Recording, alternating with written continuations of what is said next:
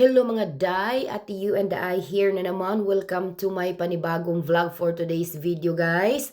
Ayan, lumabas ako dahil I'm going for my third session violin lesson at Nevada Music Academy. And since Lavi is busy, so I have to go on my own dahil our friend is here and magpaalam tayo sa friend ni Lavi at saka kay Lavi and then we're gonna head out.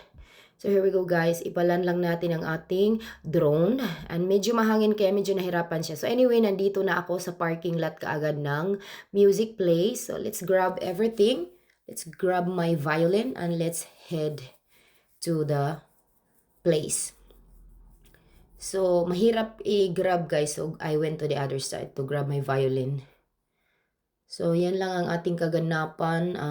Going on my own. Oh, big girl na si Dai, and I'm really enjoying my drone guys. I'm using my DJI Neo 2 drone right now guys with these shots. I controlling it with my hands, so that's what I love about it, you know, there's no hassle. Pero today guys, dahil windy guys, kind of, so mahirapan siyang maglaland. Tingnan nyo guys, tapos hinawakan ko yan guys, ayaw palang magland niya guys, so umatras siya uli, tas bago nagland. So anyway, after ng aking violin lesson, nakauwi na ako. So Lavi and I going out na naman to go to Home Depot. So grabe ka busy ang araw ni Dai guys. So ganyan yung buhay ni Dai. Halos wala pa. Akala ni Lavi tatamaan siya, nagduck siya. Hindi kasi niya alam na mayroon tong obstacle sensor tong drone ko. So hindi tatamaan. But meron siyang certain distance tapos mag-stop siya ng kusa. Tawa ako na tawa kasi nagulat si Lavi. So anyway, nandoon na tayo. So heading to Home Depot guys. So ayan guys, o diba?